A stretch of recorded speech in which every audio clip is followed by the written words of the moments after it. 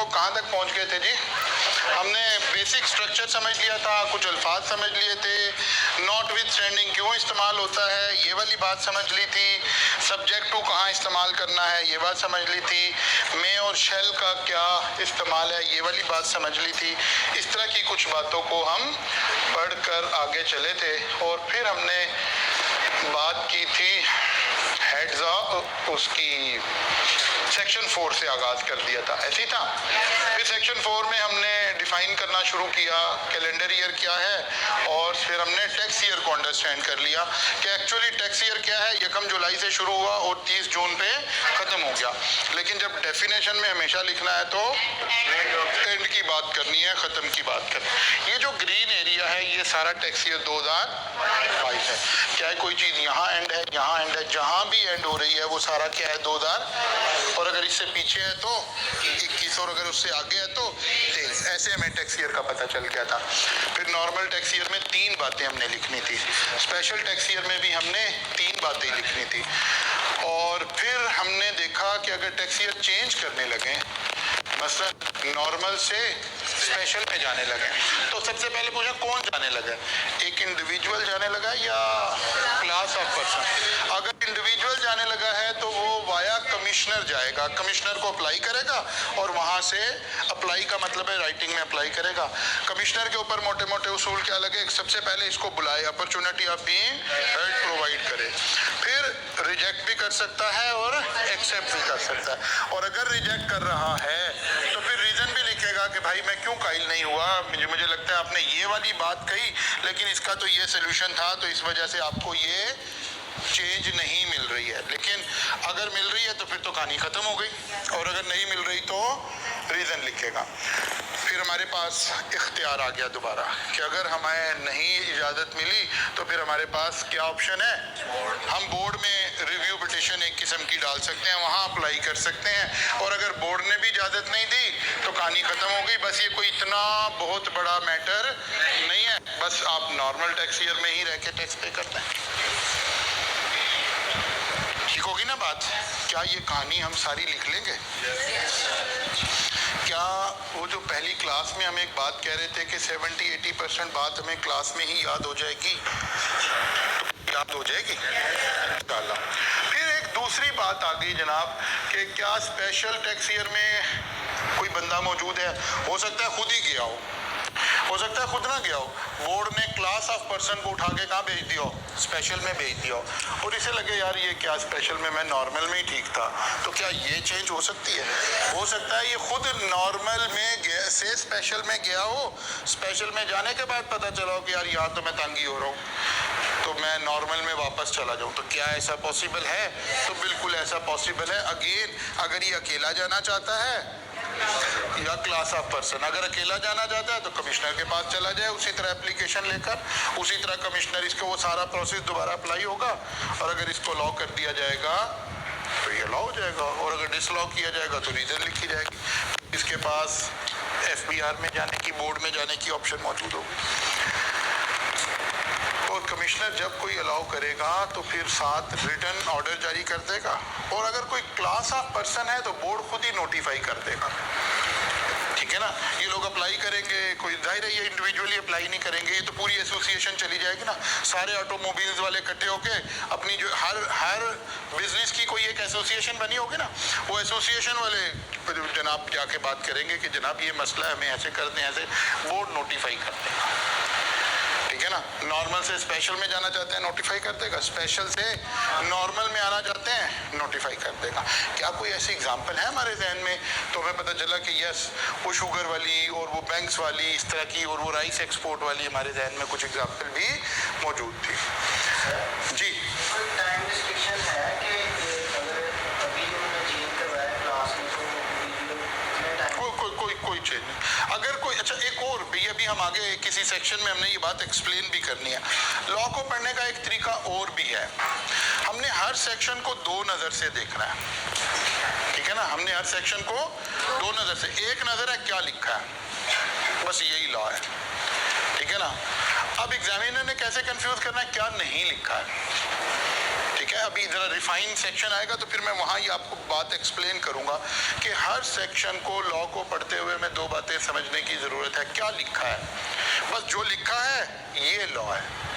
जैसे being a मुस्लिम भी हम चीज़ें ऐसी देखते हैं ना कि हम कहते हैं यार ये चीज़ जायज़ है कि नाजायज़ है। हम कहते हैं कुरान में देखें क्या इसको नाजायज़ करार दिया है, तो अगर नहीं दिया तो फिर इसका मतलब है जायज़ है। क्योंकि हमारे पास रिलीजियसली जो कॉन्सेप्ट है, जिन चीज़ों को मना किया गया उनकी लिस्ट मौजूद है। ये नहीं करना, ये नहीं करना, शराब नहीं पीनी, ये नहीं करना, वो नहीं पीना, लेकिन ये नहीं लिखा होगा गन्ने की रो पीनी है कि नहीं पीनी। ठीक है ना? तो इसका फैसला कैसे होगा? इसका फैसला ऐसे होगा कि हम देखेंगे गन्ने की रो मना की गई है कि नहीं की गई। या फिर कुछ फंडामेंटल उसूल होंगे, जैसे लिबास के कोई उसूल होंगे, ठीक है ना, गुफ्तगू के कोई उसूल होंगे, मैं कोई स्क्रीन टाइम है, मैं कोई चीज़ वॉच कर रहा हूँ। अब वहाँ अलग अलग नहीं लिखा होगा कि हरीम शाह का इंटरव्यू सुना है कि नहीं सुना, ऐसे नहीं लिखा होगा, ठीक है ना, ऐसे नहीं लिखा होगा, बल्कि गुफ्तगू के आदाब सिखाए गए होंगे कि अगर वो कोई बेहुदा गुफ्तगू नहीं है, अगर कोई काबिल एतराज़ कंटेंट नहीं है, तो फिर देखना जायज़ हो सकता है। किताब पढ़ने के यही उसूल लगेंगे, लिबास के यही उसूल लगेंगे। तो ऐसे कुछ उसूल और ज़ाब्ते से सारा निज़ाम चल रहा होगा ना। तो एक्चुअली कुरान भी तो कॉन्स्टिट्यूशन है ना, ये मुसलमानों का एक कॉन्स्टिट्यूशन है। ये भी इसी तरह अल्फाज से चल रहा है। इसीलिए जब आप किसी अच्छे विजिलेंट आदमी की तफसीर पढ़ते हैं तो आपको बताता है कि नहीं नहीं यार आपने गौर ही नहीं किया, ये लफ्ज़ इस्तेमाल हुआ था, इसका ये मतलब था। तो कल ही एक छोटा सा क्लिप मैंने वो अब शेयर किया है फेसबुक पे, आप भी तो सुनिएगा, कैसे 1 मिनट का भी नहीं है शायद। तो कुरान में हय्य अलस सलाह का मतलब समझा रहे हैं कि हम जो अरबिक लोग नहीं हैं, हमें लफ्ज़ की सिलेक्शन से पता नहीं चल रहा कि ये क्या हो रहा है। तो उसने एक बड़ी अच्छी इंटरप्रिटेशन, मैं नहीं करता, आप उसको सुनिएगा तो आप एंजॉय करेंगे। एक्चुअली कुरान, हदीस, ये सारा भी तो कॉन्स्टिट्यूशन ही है ना, तो उसी तरह ही एक्सप्लेन करना पड़ेगा हमें। अच्छा जी, ऐसे लिखकर सारा कुछ आ जाएगा, ये हमारी नज़र से गुजर गया। फिर हमने ट्रेडिशनल टैक्स ईयर का कॉन्सेप्ट इन दो से बनना था, वो हमने समझ लिया। नॉर्मल से स्पेशल में जा रहे होंगे या स्पेशल से नॉर्मल में आ रहे होंगे, तो फिर इसके दरमियान में एक ट्रांजिशन फेज आ जाएगा, उसके लिए कोई अलग पॉलिसी बनानी पड़ेगी। अच्छा, जब हम किसी चीज़ को कह रहे हैं ना ये टैक्स ईयर है, इसका मतलब क्या है? अगर कोई पीरियड हमने उसको टैक्स ईयर डिस्क्लोज कर दिया, आइडेंटिफाई कर दिया कि ये टैक्स ईयर, इसका मतलब है इसकी रिटर्न जमा करानी है, इस रिटर्न के ऊपर जो टैक्स बनता है वो पे करना है सेपरेट। अब नॉर्मल टैक्स ईयर का मतलब है, लॉ कह रहे हैं हर 12 महीने के बाद मैंने अपना हिसाब किताब गवर्नमेंट को जमा करवाना है। रिटर्न होती क्या है, कैसे जमा होती है, ये सारा हमारा सिलेबस है, हम यही पढ़ने जा रहे हैं। टैक्स कैसे बनेगा, कितना बनेगा, ये हमारा सिलेबस है, इसे पढ़ने जा रहे हैं। लेकिन जब हम किसी पीरियड को टैक्स ईयर करार दे देते हैं, इसका मतलब है इसकी रिटर्न फाइल करनी है, उस रिटर्न पे जो टैक्स है वो जमा करवाना है। इसका मतलब है ट्रांजिशनल टैक्स पीरियड अगर 3 महीने का बन गया तो फिर हमें 3 महीने का सेपरेट हिसाब देना पड़ेगा, इसकी रिटर्न भी फाइल करनी पड़ेगी, इसके ऊपर जितना टैक्स बन रहा है वो भी जमा करवाना पड़ेगा, और फिर दोबारा हम आइंदा से 12 मंथ के पीरियड में फॉल कर देंगे। और अगर हम नॉर्मल से स्पेशल में आ गए या स्पेशल से नॉर्मल में चले गए, तो हो सकता है फिर कोई ऐसी सिचुएशन हो जहाँ 3-4 महीने का पीरियड फिर ऐसा आ जाए कि यार ये तो बीच में पैच आ गया है, तो इसका फिर सेपरेट रिटर्न जमा करानी पड़ेगी, इसका सेपरेट टैक्स देना पड़ेगा। तो एक्चुअली इसलिए डिफाइन कर रहे हैं क्योंकि हमने कहा था, डेफिनेशन को देखें, हमने कहा था हर पर्सन ने सेक्शन 4 ने क्या बात कही थी? Income tax shall be impose for each tax year, ठीक है ना, इसलिए ही तो टैक्स ईयर को उठाकर एक्सप्लेन कर रहे हैं।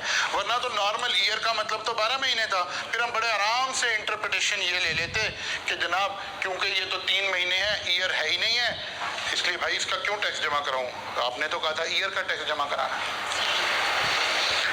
बात समझ आ रही है ना? इसीलिए इनकम ईयर को हमने खुद डिफाइन कर लिया कि नहीं भाई, इसमें से एक नॉर्मल टैक्स ईयर है, इसमें से एक स्पेशल टैक्स ईयर है, इसमें से एक ट्रांजिशनल टैक्स ईयर है। तो इसका मतलब है अगर नॉर्मल है तो नॉर्मल का टैक्स जमा कराना। अब ये सेक्शन का मीनिंग क्या बना? नॉर्मल है तो नॉर्मल का जमा कराना, स्पेशल है तो, और ट्रांजिशनल है तो transitional, for each tax year. ठीक होगी बात? अच्छा जी, तो जनाब ये कुछ बातें हमें समझ आ चुकी हैं। आगे चले जनाब, यहाँ तक कल हम पहुंच चुके थे, यहाँ से आगे चलते हैं। What is income. अब फिर इनकम का एक अमूमी मीनिंग है, इनकम का एक खुसूसी मीनिंग है, जो कि हम कहाँ इस्तेमाल करेंगे, टैक्स में। तो इनकम को अब देखें कौन सी डेफिनेशन आ गई कि जो ऑर्डिनरी मीनिंग हमारे जहन में है वो अपनी जगह पर इंटैक्ट है, मौजूद है, वहीं है। तो कहता है अगर कोई आपको खाम ख्याली है तो कुछ बातें हम एक्सप्लेन कर रहे हैं, इसके मीनिंग को क्या कर रहे हैं, एलेबोरेट कर रहे हैं, एक्सटेंड कर रहे हैं। Any amount chargeable to tax under income tax ordinance 2001। किसी भी चीज पर अगर गवर्नमेंट टैक्स लगा दे और कहे कि जनाब ये आपने टैक्स देना है, अब ये बहस नहीं करेंगे कि यार ये तो इनकम की डेफिनेशन में नहीं आता, ये तो इनकम है नहीं। कहता यार नहीं भी था तो हमने डाल दिया। Any amount subject to collection और deduction of tax under final tax regime. Tax ना दो तरह से, भी चलें दो को बात करते हैं, फिर तीसरी बात में कर लेंगे। टैक्स तीन तरह से पे होना है। एक पहला तरीका है at the end of each tax year मैंने खुद टैक्स जमा कराना है, मैंने अपना हिसाब गवर्नमेंट को पेश करना है कि जनाब ये मैंने सारा साल में कमाया है और ये मेरा टैक्स बनता है, ये आप ले लीजिए। ठीक है, एक तरीका गवर्नमेंट को पैसे कैसे जाएंगे। एक है deduction at source, deduction at source. Government क्या करेगी, कुछ पेमेंट करने वाले लोगों को बाउंड कर देगी कि पेमेंट करने से पहले इस बंदे का टैक्स हमारी बिहाफ पे आपने काटना है और गवर्नमेंट को जमा करवा देना है। जैसे राइस जिन लोगों को सैलरीज पे कर रहा है उनका सैलरी का टैक्स काटेगा और हर महीने गवर्नमेंट को जमा करवाता जाएगा, डिडक्टेड एट सोर्स। ठीक है, और कुछ लोगों को फिर कह दिया, अभी हम यहाँ डिटेल नहीं आए, इसकी रेलिवेंट जगह पर इसको ज्यादा डिटेल में पढ़ेंगे। और कुछ लोगों का जो ये टैक्स होगा ना, मसलन सैलरी वाले लोगों का ये टैक्स कटी जा रहा है। अब आजकल आखिरी दिन चल रहे हैं रिटर्न जमा करवाने के, 30 सितंबर नॉर्मली आखिरी डेट होती है।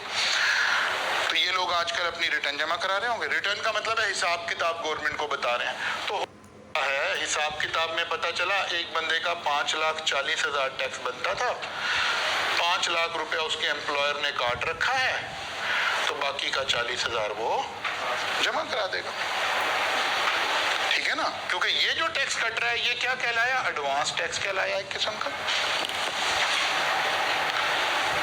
इससे रिवर्स भी हो सकता है, टैक्स ज्यादा कट गया, 5,40,000 टैक्स कट गया है, बनता था 5 लाख, तो 40,000 रुपया रिफंड ले लेगा कि जी मेरा ज्यादा चला, ये अगले साल एडजस्ट कर लेगा। Deduction at source. बाज लोगों का जो हम डिडक्शन करेंगे ना तो उसे कहेंगे नहीं यार आपसे हमने बाद में हिसाब किताब नहीं मांगना, बस ये आपका फाइनल टैक्स है, जिससे हिसाब मांगना है और कुछ से हिसाब नहीं मांगना। अब यही बातें हम सारे सिलेबस में हमने पढ़नी है अपनी अपनी अप्रोप्रिएट जगह पर। ठीक है ना, यही बात लिखी है। दूसरे वाली बात लिखी है, any amount subject to collection और deduction of tax under final tax regime, यानी वो लोग जिनका टैक्स हमने काटा और उन्हें कहा यार अब आपसे हिसाब किताब नहीं मांगना, बस ये आपका फुल एंड फाइनल डिस्चार्ज हो गया टैक्स। ताकि ये हम कुछ लोगों को फैसिलिटेट करना चाहते हैं, क्योंकि ये जो एक हम आखिरत के हिसाब से तो इतना नहीं डरते, लेकिन एफबीआर के हिसाब से सारे लोग डरते हैं। जब एफबीआर हिसाब मांगता वो कहता है यार ये तो बड़ा गलत इदारा है, ये रिश्वत लेता है, फलां है, जैसे हमारे पाकिस्तान में इदारों के ऊपर टैग लगे हों। अब कुछ लोगों को हम ना इस टेंशन से निकालना चाहते हैं कि एफबीआर वाले उनके साथ कोई ज्यादती करेंगे। ये कौन लोग होंगे? आमतौर पर जो मुल्क की इकोनॉमी को सहारा दे रहे हैं, एक्सपोर्टर वगैरह। हम उन्हें कहेंगे यार भाई आप एक्सपोर्ट करें, आप सारा तवज्जो अपने बिजनेस पे दें, हम आपको बिल्कुल नहीं छेड़ रहे। जब एक्सपोर्ट की प्रोसीड्स बैंक में आती हैं, ये बैंक में ही आएंगी ना, तो बैंक ही वहाँ आपका 1%, 1.25% टैक्स काटेगा और ये आपका full and final discharge of tax liability हम आपसे दोबारा नहीं पूछेंगे, ताकि ये लोग सारा फोकस किस पे रखें, अपने बिजनेस पे रखें, रादर देन एफबीआर पे फोकस रखने का। वो कहता है ये वाले लोग भी शामिल हो गए। Any amount treated as income under any provision of treated as income. Income थी कि नहीं थी ये बहस हो सकती है, लेकिन हमने उसको इनकम ट्रीट कर लिया। जैसे कि डिविडेंड इनकम हो सकती है, रॉयल्टी इनकम हो सकती है, प्रॉफिट ऑन डेट हो सकता है, कुछ भी हो सकता है। And any loss of income. Income का मतलब लॉस भी है, दोनों साइड है, पॉजिटिव नेगेटिव, ठीक है ना। यानी अगर लॉस होगा तो लॉस पे हमने टैक्स नहीं लेना। इसको इनकम का हिस्सा इसलिए बनाया ताकि इसका बेनिफिट अगले साल उठा सकें। यार पिछले साल मुझे 5 लाख का नुकसान हो गया था, इस साल मैंने 15 लाख इनकम कमाई है, तो क्या मैंने 15 लाख पे टैक्स देना है? वो कहते नहीं यार, आगे वैसे तो डिटेल में बताएंगे कौन सा लॉस एडजस्ट करना है, कैसे करना है, लेकिन अभी मोटी मोटी बातें कि नहीं यार 15 लाख में से पिछला 5 लाख माइनस कर लो, 10 लाख पर टैक्स दे दो। इसका मतलब है लॉस को हमने इनकम बनाया है ना, क्योंकि लाइक विद लाइक चीजें ऐड लेस होती हैं, इस वजह से। ये वो टेक्निकल वजह से लिखा हुआ है यहाँ। अगर ये यहाँ से निकाल दे तो फिर लॉस की एडजस्टमेंट नहीं हो सकेगी। लॉस को इनकम का हिस्सा बनाएंगे तो एडजस्ट होगा ना, वरना तो लॉसेस आपस में फिर एडजस्ट नहीं हो सकेंगे। क्लियर हो गई बात? फिर एक डेफिनेशन और आ गई, हेड्स ऑफ इनकम। लेकिन ये डेफिनेशन की बजाय सेक्शन 11 इसको एलेबोरेट करता है। वो कहता है जो भी आपकी इनकम आ रही है ना, हम इनके 5 बड़े चैप्टर्स बना लेंगे, 5 बड़े हेड बना लेंगे, और एक तरह की इनकम को एक तरह के उसूल से ट्रीट किया करेंगे। कोई भी आदमी इनकम बनाएगा, कमाएगा, तो इनकम टैक्स की नज़र में ये इनकम इन 5 कैटेगरी में फॉल करती है। Number 1 salary, number 2 income from property, number 3 income from business, number 4 capital gain and income from other sources. वो कहता अब इसके अलावा कोई छठा सोर्स ऑफ इनकम नहीं है। यही हमारे सिलेबस के 5 बड़े चैप्टर हैं, जिसमें हमने देखना है कि यार वो कौन सी इनकम है जो सैलरी में फॉल करेंगी, और सैलरी का टैक्स कैसे कैलकुलेट किया करेंगे। वो कौन सी इनकम है जो इनकम फ्रॉम प्रॉपर्टी में फॉल करेगी, और इनकम फ्रॉम प्रॉपर्टी पे टैक्स कैसे कैलकुलेट होता है। वो कौन सी इनकम है जो इनकम फ्रॉम बिजनेस में आएंगी, और ये कैसे कैलकुलेट होता है। इसी तरह कैपिटल गेन, इसी तरह इनकम फ्रॉम, ये जो इनकम फ्रॉम अदर सोर्सेज लिखा हुआ है ना, इसके लिए हम एक टर्म और भी इस्तेमाल करते हैं, विच इज रेजिडुअल इनकम। ये कौन सा हेड है? रेजिडुअल। रेजिडुअल का मतलब होता है बचा कुचा, बच गया जो। यानी एक इनकम आई है मेरे पास, मैं सबसे पहले देखूंगा क्या ये सैलरी की डेफिनेशन पे पूरा उतरती है। सैलरी की डेफिनेशन का मतलब है क्या जहां से मैंने ये पैसे कमाए हैं मेरा रिलेशन एम्प्लॉयर और एम्प्लॉय का था। जाहिर है सैलरी तो कैसे मिलती है, एज एन एम्प्लॉय मिलती है ना। तो लेकिन अभी हम डिटेल में पढ़ेंगे सारी बातें, क्या मेरा रिलेशन एम्प्लॉयर और एम्प्लॉय का था। अगर था तो हम कहेंगे यार ये इनकम फ्रॉम सैलरी होगी। हमने कहा नहीं यार ये तो सैलरी की तो इसमें चक्कर ही नहीं है, ये तो मैंने एक प्लॉट खरीदा था, प्लॉट बेचा था, इसका मतलब है ये तो सैलरी नहीं है। अब देखना पड़ेगा क्या ये इनकम फ्रॉम प्रॉपर्टी है, तो पता चलेगा नहीं, इनकम टैक्स लॉ इसे इनकम फ्रॉम प्रॉपर्टी नहीं ट्रीट करता, बल्कि इनकम फ्रॉम प्रॉपर्टी से मुराद यहाँ कुछ हो रहा है। ये रेंटल इनकम है प्रॉपर्टी की। अगर एक है मेरा एक घर है, मैंने किराए पर दे दिया, बहुत सारे लोगों ने घर किराए पे दिया है ना, मैंने वो घर किराए पे दे दिया, ये जो किराया मुझे आ रहा है इसका नाम है इनकम फ्रॉम प्रॉपर्टी। लेकिन अगर मैंने वो घर ही उठा के बेच दिया, अब मैंने घर खरीदा था 5 करोड़ का, बेच दिया 8 करोड़ का, इसको हम कैपिटल गेन बोलते हैं। बात समझ आ रही है ना। अब अलग अलग जब चैप्टर पढ़ेंगे, हर चैप्टर डिटेल में पढ़ रहे होंगे। अब मैंने एक इनकम चेक की, क्या सैलरी है, जवाब आया नहीं। क्या इनकम फ्रॉम प्रॉपर्टी है, जवाब आया नहीं। क्या इनकम फ्रॉम बिजनेस है, जवाब आया नहीं। क्या कैपिटल गेन है, कहता नहीं। कहता फिर क्या है, इनकम फ्रॉम, जो ऊपर वाले 4 हेड में फिट नहीं हुई वो इनकम फ्रॉम अदर सोर्सेज। बात समझ आ रही है। शाह महमूद कुरैशी साहब, वो ये जो फैमिलीज हैं, पीर साहब हैं अपने अपने इलाकों के, आपने देखा वो नजराने बच्चे पे वो पेश कर रहे हैं, मुरीद, ये कहाँ डाले, क्या सैलरी है, क्या प्रॉपर्टी है, क्या इनकम फ्रॉम बिजनेस है, क्या कैपिटल गेन है, कहीं नहीं है, इनकम फ्रॉम अदर सोर्स। तो सारे पीरों के नजराने कहाँ जाएंगे? Income from other sources. Business की कुछ और डेफिनेशन है ना, उस पर पूरा नहीं उतरेगा, ठीक है ना। अच्छा, एक और बात सुने, 5 हेड ऑफ इनकम है। हर लॉ ने अपने एनक से चीजें देखनी है। अब ये जरा मुश्किल कॉन्सेप्ट है, इसे सुनना अच्छी तरह। हर लॉ ने अपनी एनक से चीजें देखनी है। इनकम टैक्स लॉ ने देखना है आपने इनकम कमाई है तो भाई टैक्स दे दो। इसने ये नहीं देखना ये काम लीगल है या इलीगल है, जायज है या नाजायज है। मसलन एक बंदा ना एक बिजनेस करता है। कौन सा बिजनेस करता है? मैं मनी लॉन्ड्रिंग से ज़्यादा इंटरेस्टेड बिजनेस करता है। वो कहता है जी आजकल क्या कर रहे हो? कहते सर एक कंपनी बनाई हुई है। फिर क्या करते हैं कंपनी? कहते सर हम टारगेट किलिंग सर्विसेज प्रोवाइड करते हैं कि हम बंदे को कहते हैं यार बंदे का शनाख्ती कार्ड दें, 1 करोड़ रुपया दें, 2 दिन के अंदर बोरी बंद लाश प्रोवाइड करेंगे। अब ये बंदा ये काम कैसे कर रहा होगा? नहीं, कैसे कर रहा होगा? इसने कोई बंदे रखे होंगे बंदे मारने के लिए, ये सारा ये इसका कारोबार हो गया। ये बदमाश रखे होंगे, ये सारे इसके एक्सपेंसिव बन गए। ये बंदे मारे कितने? अब इनकम टैक्स वाले पूछो, हाँ जी बताओ जी कितने बंदे मारे? अच्छा, बदमाशों को कितने पैसे दिए हैं? बाकी इनकम चलो जी टैक्स दे दो। आप कहेंगे सर ये कैसे हो सकता है? ऐसे होगा, 100% ऐसे होगा।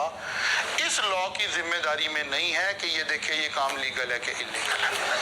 इसने देखना है अगर सामने वाले ने पैसे कमाए हैं तो इस पर टैक्स देना है।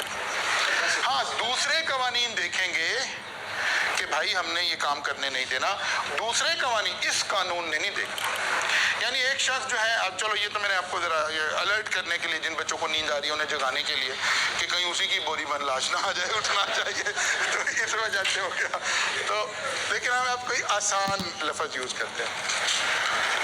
एक बंदे की दुकान है, उस दुकान पर स्मगलिंग का माल बिक रहा है।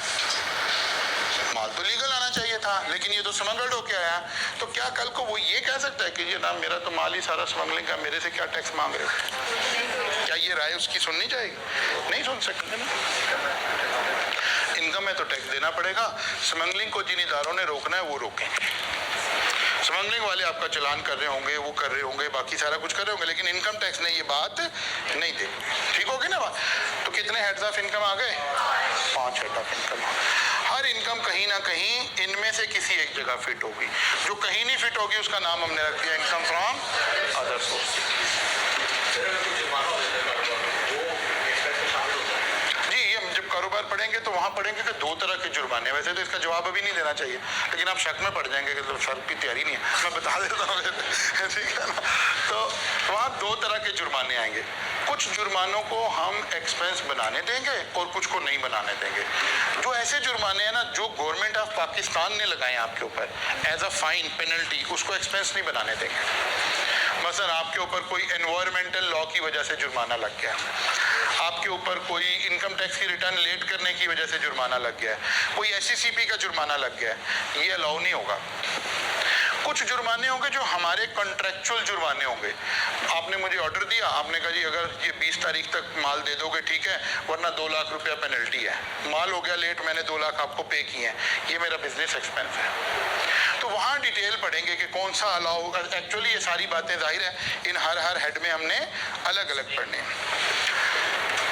Income of a person under a head of income for a tax year shall be total of the amount derived by a person in that tax year that are chargeable to tax under the head as reduced by total deduction. Deduction किसे कह रहे हैं? वही expenses को।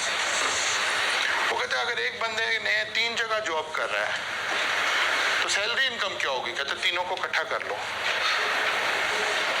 ठीक है ना? तीनों को इकट्ठा कर लो, टोटल ऑफ द अमाउंट। अगर 2 घर हैं, दोनों किराए पर दिए हुए तो क्या करने? दोनों को इकट्ठा कर ले। 2 बिजनेस है इकट्ठा कर ले, ये मुराद होगी। और फिर वो कहते सारे पे टैक्स लगा दे। कहते नहीं, उसमें से खर्चे माइनस करें। मतलब राइस पे टैक्स लगना है तो जो इनकम आपसे फी की शक्ल में आई है क्या उस पे टैक्स लगेगा? नहीं, उसमें से खर्चे माइनस होंगे। बिल्डिंग का रेंट माइनस होगा, बाकी खर्चे माइनस होंगे, बिजली के बिल माइनस होंगे, ठीक है ना, जनरेटर के, बाकी सब कुछ एक्सपेंस, जो बिरयानी खिला रहे हैं ये भी माइनस होगी।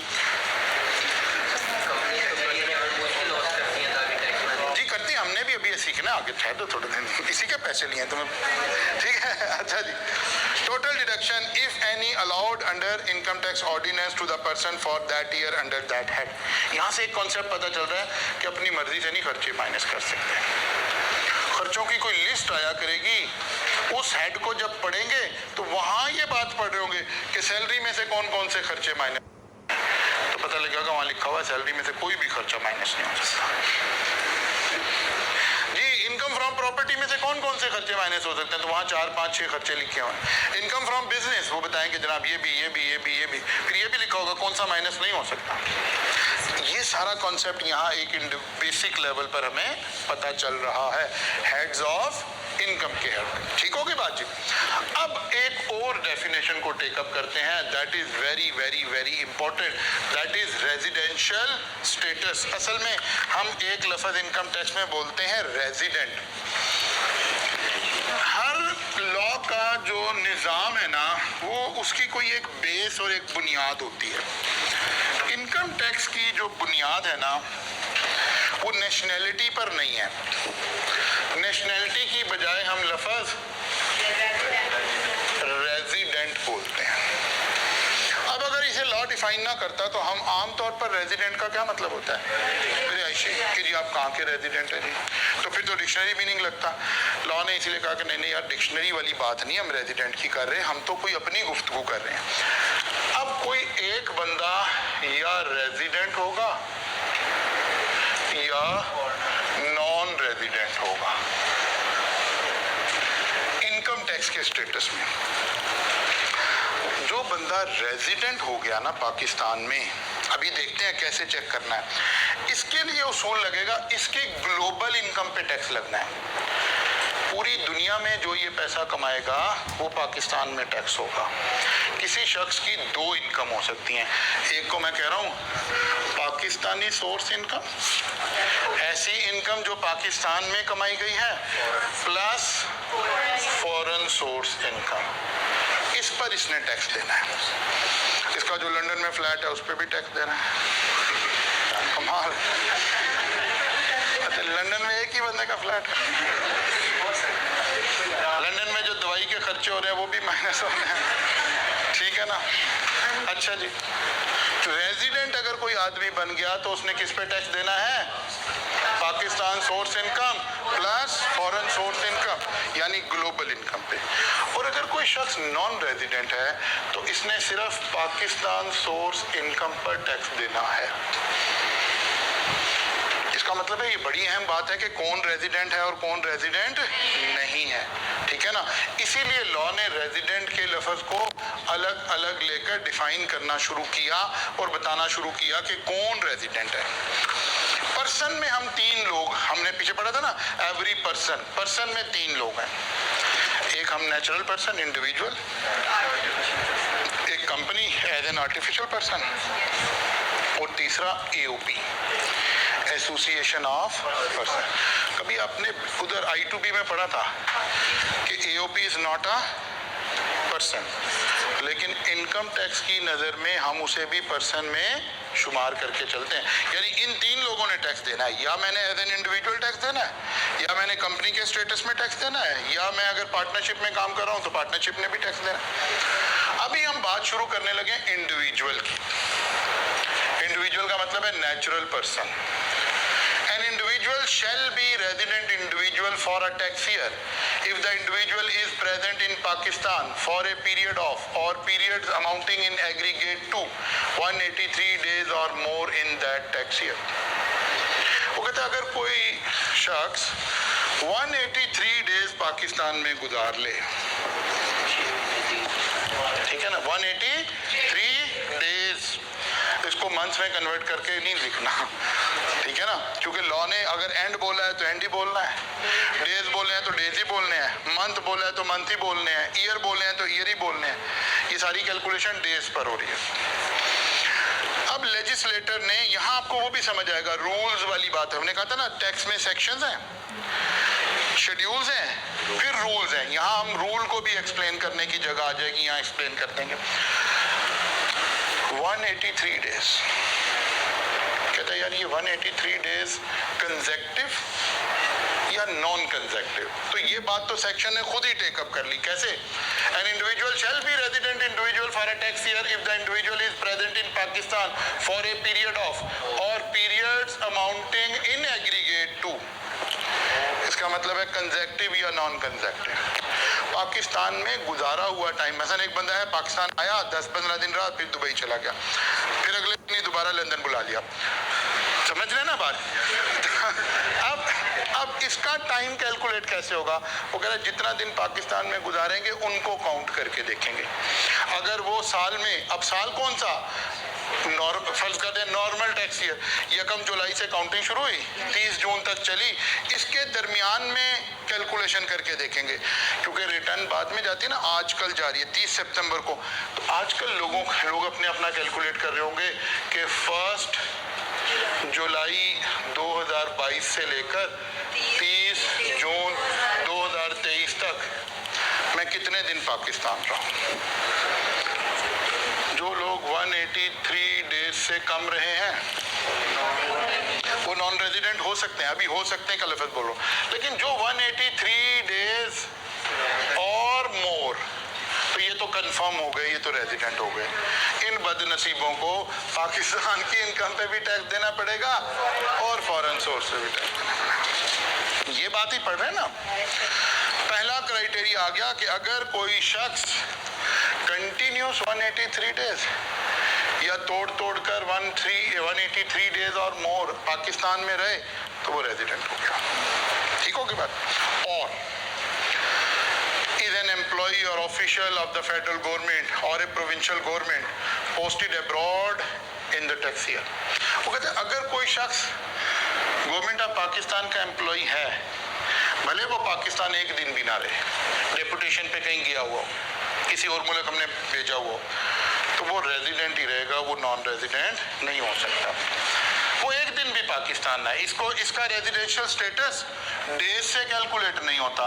अगर कोई शख्स फेडरल गवर्नमेंट और प्रोविंशियल गवर्नमेंट का एम्प्लॉई है तो फिर वो रेजिडेंट ही है। 2 क्राइटेरिया हो गया।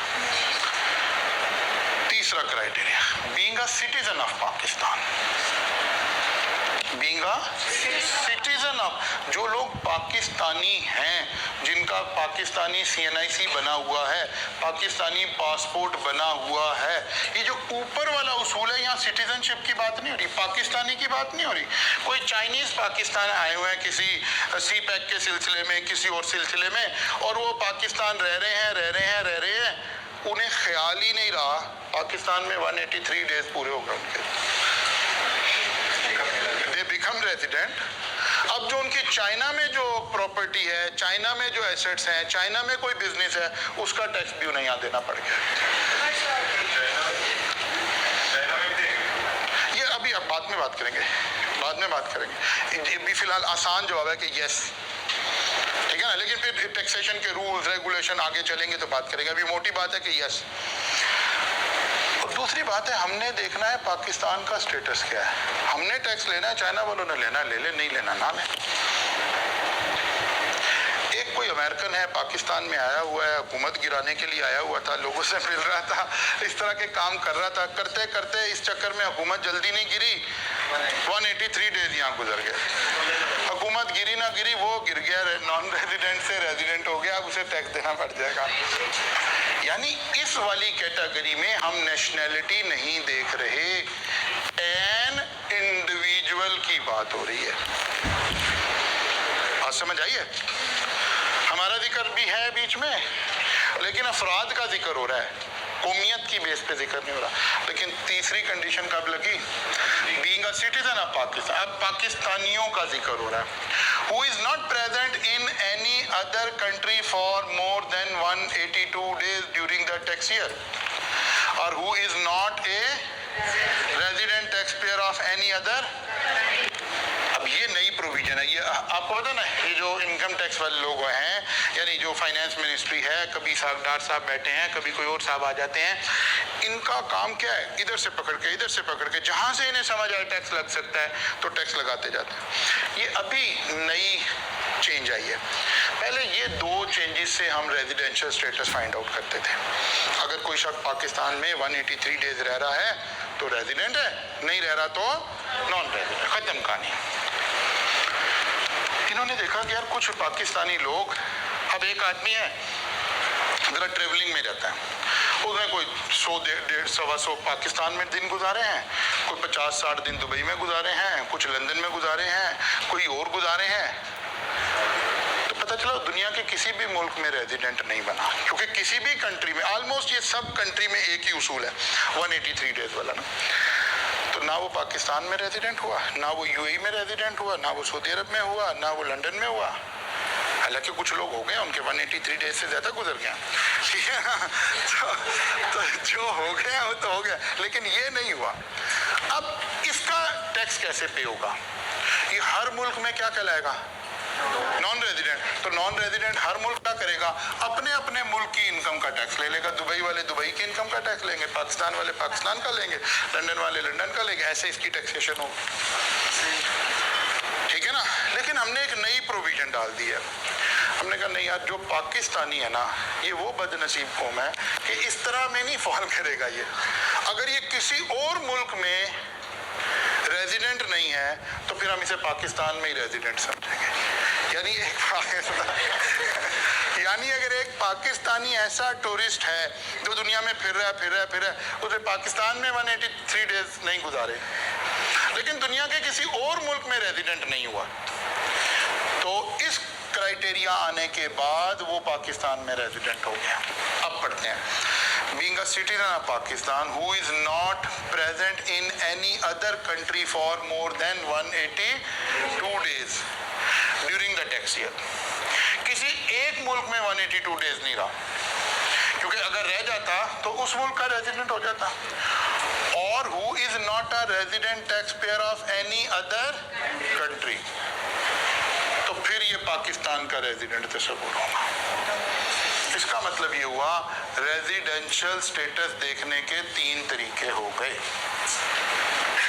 Number 1, other than citizen of Pakistan, जो लोग पाकिस्तानी नहीं हैं उनका क्राइटेरिया 183 डेज हो गया। अब कहेंगे सर नहीं, पाकिस्तानी भी इसमें शामिल है। पाकिस्तानी रेजिडेंट बनने के लिए शामिल है। अब जब मैं पाकिस्तानी हूं तो मेरे ऊपर ये और वो उसूल कॉन्ट्राडिक्शन में आएगा, तो ये स्पेशल प्रोविजन है, मेरे ऊपर हमेशा यही लगेगी। बात समझ आ रही है कि नहीं? जो लोग पाकिस्तानी नहीं हैं, हालांकि वहां लिखा नहीं हुआ कि पाकिस्तानी है, अब ये इंटरप्रिटेशन की स्किल्स है, ठीक है ना। क्योंकि पाकिस्तानी का तो स्पेशल रूल आ गया, इसका मतलब है उन पाकिस्तानियों की बात हो रही है। पाकिस्तानी की तो बात नहीं है कि अगर 183 डेज पाकिस्तान में नहीं रहे तो नहीं, अगर आप दुनिया में कहीं और नहीं रेजिडेंट हुए तो फिर यहीं रेजिडेंट हो गए। तो इसका मतलब है अगर कोई शख्स पाकिस्तानी नहीं है और पाकिस्तान में रह रहा है, कोई चाइनीज़ है, कोई फ्रेंच है, कोई भी बंदा पाकिस्तान में रह रहा है, तो अगर 183 डेज और मोर पाकिस्तान में गुजारेगा तो रेजिडेंट हो जाएगा। जो गवर्नमेंट के एम्प्लॉयज़ हैं ये रेजिडेंट ही हैं, इसमें सिटीजन होना ज़रूरी नहीं है। कोई भी शख्स जो गवर्नमेंट का एम्प्लॉय है, जाहिर है ज़्यादातर तो गवर्नमेंट के एम्प्लॉय पाकिस्तानी होंगे ना, तो वो बहरहाल रेजिडेंट कहलाएं। जो लोग Pakistani who is a citizen of Pakistan, उनका 2 क्राइटेरिया है। अगर उन्होंने 182 डेज दुनिया के किसी मुल्क में नहीं गुजारे, एक मुल्क में, तो फिर वो रेजिडेंट है, या अगर वो किसी भी दुनिया के मुल्क में रेजिडेंट नहीं हुआ तो फिर वो पाकिस्तान में रेजिडेंट। असल में दोनों बातें एक ही लिखी हुई हैं, लॉ ने ज़रा उसको ज़्यादा, क्योंकि 183 डेज किसी मुल्क में गुजार लेंगे तो फिर किसी और मुल्क में रेजिडेंट हो ही नहीं सकते। इसका मतलब है पाकिस्तानियों पे उसूल ये वाला लगा कि अगर आप किसी और मुल्क में रेजिडेंट नहीं हैं तो फिर पाकिस्तान में रेजिडेंट हैं। किसी और मुल्क में पाकिस्तान में भी है? नहीं, ऐसा हो नहीं सकता ना। टोटल 360 डेज ही है ना, तो अगर 183 डेज कहीं गुजर गए तो बाकी कितने बचे? 2 जगह में नहीं। इधर इस गोले पे नहीं ऐसा हो सकता, किसी और गोले पे हो सकता है जहाँ दिन ज़्यादा हो रहा, इधर नहीं हो सकता। बात समझ आ रही है कि नहीं आ रही? 3 क्राइटेरिया आ गए जी हमारे पास। किसी शख्स इंडिविजुअल नेचुरल पर्सन की बात हो रही है, कंपनी की बात नहीं हो रही है। पार्टनरशिप की बात नहीं हो रही है। इंडिविजुअल नेचुरल पर्सन को रेजिडेंशियल स्टेटस कैसे देखते हैं। अब आप यहाँ जरा गौर करें, कुछ चीजें, ये सेक्शन है, सेक्शन 82 में सारी बातें लिखी है, ये सेक्शन है, कुछ चीजें सेक्शन ने टेकअप कर ली हैं। अब कुछ चीजें हैं जो ना इसमें बारीकी की बातें हैं। मसलन बारीकी की बात यह है कि यार एक बंदा पाकिस्तान आया है, तो जिस दिन आया है वो दिन काउंट करना है कि नहीं करना, और जिस दिन जा रहा है वो दिन काउंट करना है कि नहीं करना। अब हम अकाउंटेंट तो सोचेंगे full year depreciation in the year of purchase, no depreciation in the year of sale, हमारा तो ऐसे बैलेंसिंग कर लेते हैं। लेकिन लॉ को तो देखना पड़ेगा कि लॉ क्या कह रहा है। इसे हम कहते हैं कोई प्रोसीजरल बात आ गई है, ठीक है ना। एक बंदा पाकिस्तान में आया एयरपोर्ट पर, आपको पता है पाकिस्तान में आना ना आने का मतलब क्या है। जब कोई बंदा पाकिस्तान आता है, एयरपोर्ट से उतरता है, इमिग्रेशन काउंटर पे आता है, तो अगर आ रहा है तो क्या हो जाता है, स्टैंप लग जाती है उसके पासपोर्ट पर, ठीक है ना, एंट्री लग जाती है, उसको एंट्री बोलते हैं। और अगर जा रहा है तो एग्जिट लग जाता है, ठीक है ना। अब टेक्निकली क्या होता है, जैसे अगर आप एक शख्स पाकिस्तान से जा रहा है, लाहौर एयरपोर्ट पे चला गया, ये उसका ना नहीं जा रहा है पाकिस्तान से पहले, वो 21 अक्टूबर वाला बाद में बनाते हैं ना, उसने आना नहीं है, उसको डिस्कस करने का फायदा कोई नहीं है ठीक है ना, उसको डिस्कस करने का फायदा कोई नहीं है, क्योंकि लाइलाज मर्ज लगा हुआ है, इलाज नहीं हो सकता। अच्छा इधर देख, ये बंदा जा रहा है, ये वो काउंटर है जहाँ पर वो स्टाफ बैठा हुआ है जो आपके फिंगरप्रिंट्स लेता है, बायोमेट्रिक करता है, और फिर आपके पासपोर्ट पे स्टैंप लगा देता है। आप इस लाइन को क्रॉस करके यहाँ आते हैं लाहौर एयरपोर्ट पे, टेक्निकली आप पाकिस्तान से बाहर चले गए हैं कानून की नज़र में। अब आपके ऊपर कानून पाकिस्तान के उसूल भी अप्लाई नहीं हो रहे इस वक्त। अभी आप आधा पौना घंटा यहीं लॉन्च में बैठे हैं, चाय पी रहे हैं, फिर जनाब आप उसके बाद बोर्डिंग शुरू हो गई, आप वहाँ चले गए, अभी शायद आप 1 घंटा पाकिस्तान में हैं, लेकिन टेक्निकली आप एग्जिट हो गए। ये स्टैंप जब लगी है, इसके ऊपर टाइम और डेट लिखी हुई है। जाहिर है अगर ये रात को 11:59 पे भी लगी है तो उस दिन की तारीख लिखी हुई है, और अगर 12:01 पर या 1 सेकंड पर भी लगी है तो अगली डेट लिखी है। इस डेट का हमने हिसाब देखना है। बात समझ आई है। इसी तरह जब ये बंदा पाकिस्तान आ रहा है, कोई वो वाला नहीं, एक और आ रहा है, तो नॉर्मल बंदा आ रहा है, पाकिस्तान आ रहा है। अच्छा ये ना बड़ा पढ़ा लिखा बच्चा भी है, इसने लेक्चर ले रखे हैं हमारे, इसे पता है यार अगर मैं 183 डेज पाकिस्तान में पूरे हो गए ना तो मैं रेजिडेंट हो जाऊंगा। फर्ज करें ये चाइनीज आ रहा है, चाइनीज कौम तो वैसे ही बड़ी तेज है ना, तो ये आ रहा है पाकिस्तान, इसने देखा ये पाकिस्तान आने से पहले ही कैलकुलेट करके आया हुआ है, कहता है यार 180 डेज हो गए हैं मेरे, अब वो चाहता है कि मैं इस साल रेजिडेंट ना हूँ। रात को फ्लाइट उतरी है 10:30 बजे, 11 बजे 11 बजे, ठीक है ना, 10:30 बजे।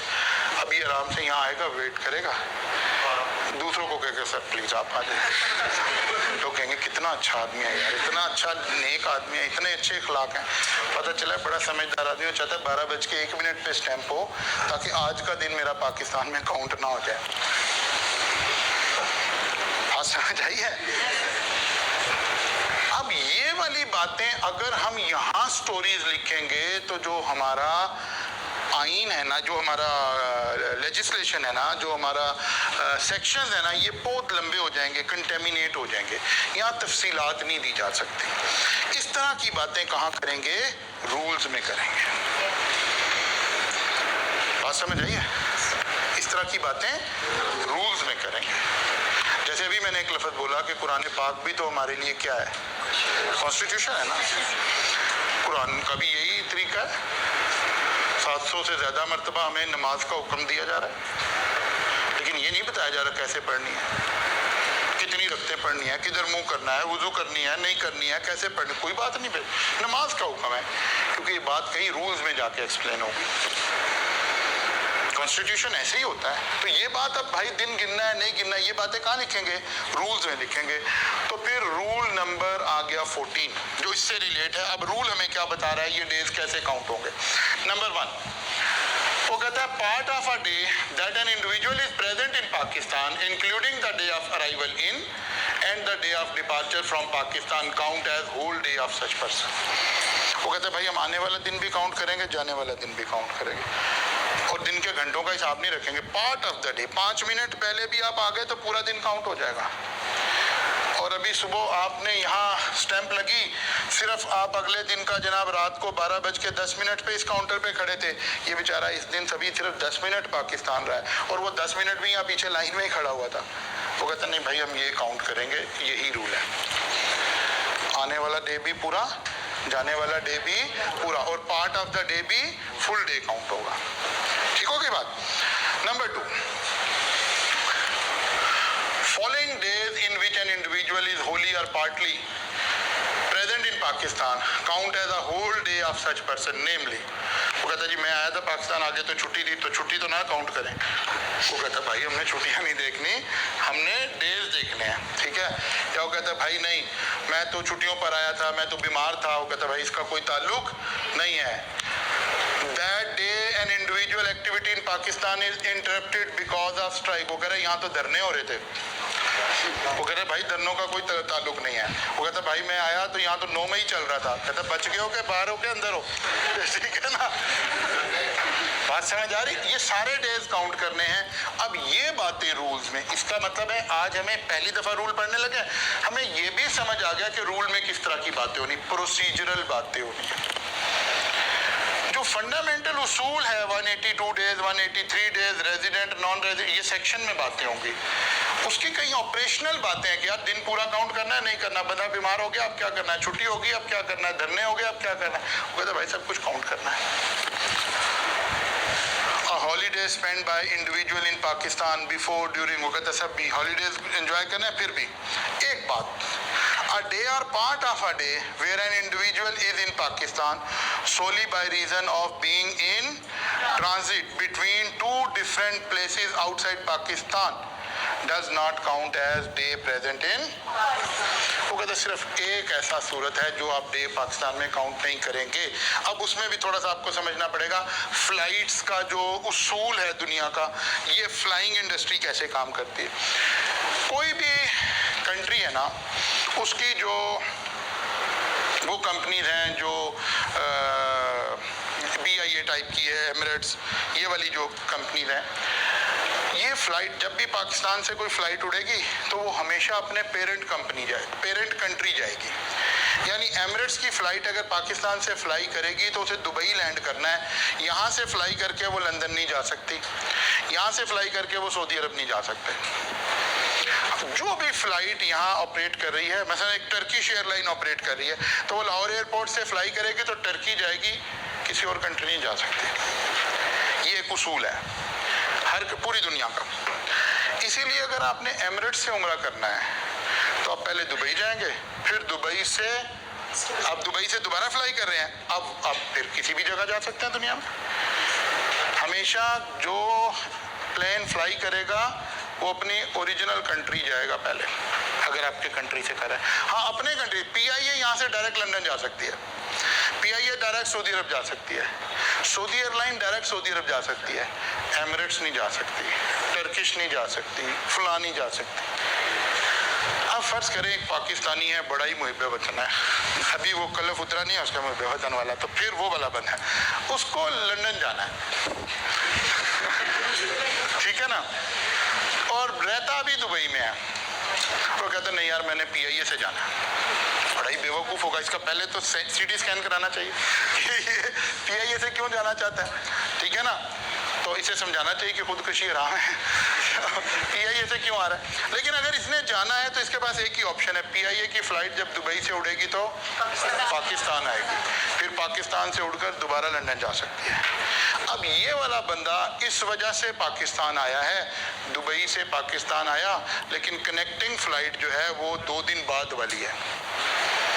अब ये 2 दिन पाकिस्तान में गुजरे हैं इसको क्या कहते हैं, in transit between 2 different places outside Pakistan. Dubai से चला था, जाना लंदन था, बीच में 2 दिन इसको पाकिस्तान रहना पड़ गया है। वो कहता है यार ये वाले 2 दिन हमने माफ़ कर दिए, क्योंकि इसका ज़हनी तवाज़ुन ठीक नहीं है, ठीक है ना, इसको माफ़ी दे दी है। इसके अलावा बाकी सारे डेज काउंट हो रहे होंगे। मंडे को मुलाकात होगी इंशाल्लाह यहाँ से।